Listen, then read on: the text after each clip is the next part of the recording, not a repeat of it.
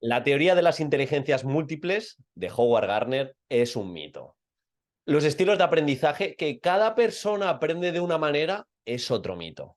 Y ambos mitos se han utilizado para hacer muchísimo dinero. Y por eso sigue interesando hablar de ellos. Hay cierto romanticismo de que, claro, la escuela no se centra en cómo aprende cada alumno, en la escuela solo se ataca la inteligencia múltiple matemática, la lingüística, al resto no te enseñan a inteligencia espacial, interpersonal, emocional, natural, y esto es una falacia. Primero de todo, no se puede generalizar, que esto también mola para hacer likes, los influencers educativos. En la escuela no se enseña emociones, en la escuela no se enseña pensamiento crítico. Ojo, ojo, igual es en tu experiencia educativa, pero cada vez hay docentes más formados, cada vez también hay clases, y lo digo, y no lo digo porque pienso yo que es así, yo tengo formaciones en las que he formado a muchos docentes y yo he hecho muchas formaciones para centros educativos,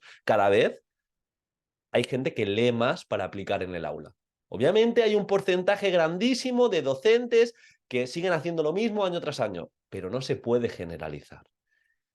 Y el otro día os hablo, y vamos a hablar de las inteligencias múltiples de Gartner de nuevo, el otro día me saltó uno de los influencers educativos que tiene más seguidores, puso música, subió un reel de estos a Instagram, puso música nostálgica, bastante dramática, habló del sistema educativo, cómo hizo que fracasase porque él se pensaba que era tonto y decía que en la escuela solo se trabajan la inteligencia matemática y la inteligencia lingüística.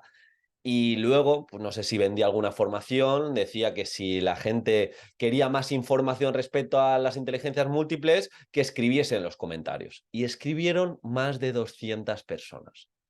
Y no está mal, este influencer educativo yo no lo conozco, one to one, de hecho comunica muy bien, ayuda a muchas cosas, pero en concreto esto de las inteligencias múltiples de Gartner no tiene ningún tipo de sentido. Y me da rabia porque en ocasiones a los docentes no nos toman en serio por estas cosas.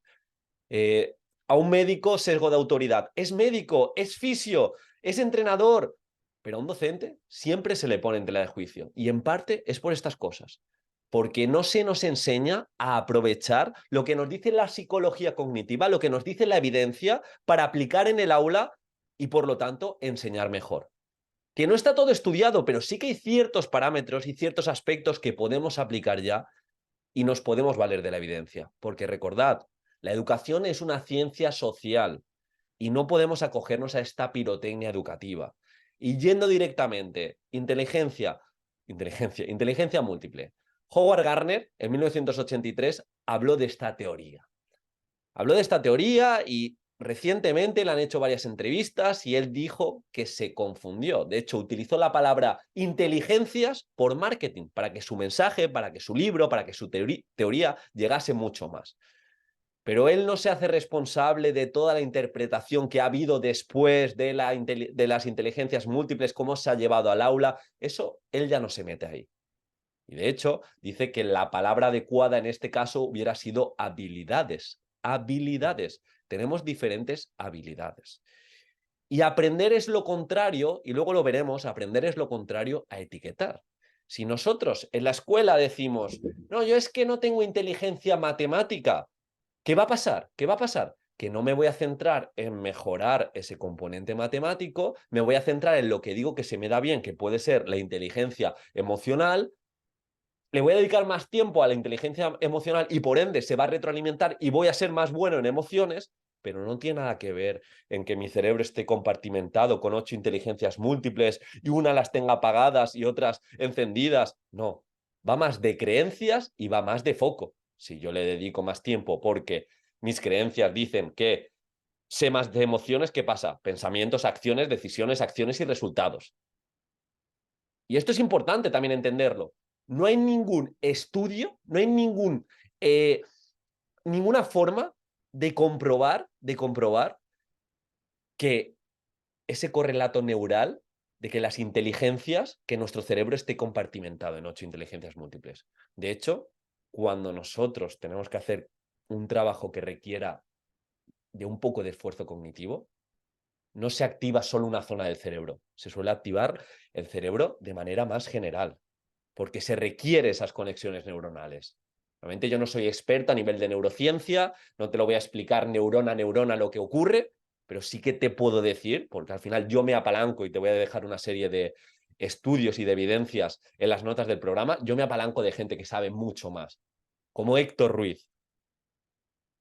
Y por lo tanto, te puedo decir que las inteligencias múltiples de Garner son un mito. Y un mito que no le hace nada, nada de positivo a nuestros alumnos y alumnas. Porque justamente va de esto. Aprender es precisamente todo lo contrario a ser de una forma.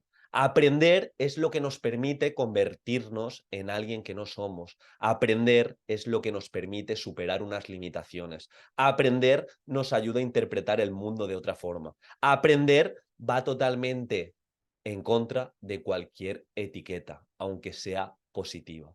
Y aprender es lo que nos permite superar unas limitaciones y hacer cosas que antes no podíamos hacer. Y esto también lo asegura la evidencia, que si no hay patología cognitiva, realmente podemos aprender cualquier tipo de habilidad. Pero en el momento que ponemos el discurso, el foco de no, en la escuela solo se enseña inteligencia lingüística y el resto no se enseña, ¿qué va a ocurrir? Críticas. O si pones el foco de tu hijo es muy bueno en matemáticas porque esa inteligencia la tiene desarrollada, pero el resto no tiene ni idea de emociones, no tiene ni idea de habilidades interpersonales y no hay que centrarse en esas inteligencias. ¿Qué va a ocurrir? Pues que se va a centrar únicamente en la que ponemos el foco y el resto las va a dejar. Y os aseguro que todas las pseudointeligencias se pueden desarrollar y se pueden mejorar, pero desde un contexto en el que nuestro alumnado se sienta capaz, desde un contexto donde nos apalancamos y vemos lo que nos dice la evidencia, esfuerzo cognitivo, práctica espaciada, active recall, propuestas metacognitivas, reflexionar sobre lo que aprendemos, exámenes competenciales, que no sean siempre las mismas pruebas, pues todo eso sí que va a hacer que mi alumnado aprenda de una manera mucho más holística.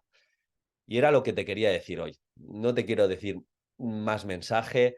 De verdad, siéntate y que este podcast, este vídeo te sirva para preguntarte si realmente te estás beneficiando de lo que dice la evidencia, que mejores también ese pensamiento crítico, que no vale que una publicación porque tenga más likes, una publicación porque tenga más compartidos, no quiere decir que sea mejor,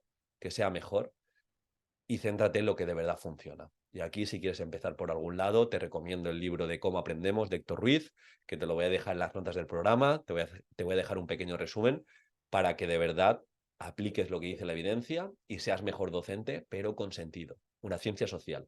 La docencia tiene mucha responsabilidad. De hecho, es la única profesión que crea todas las demás.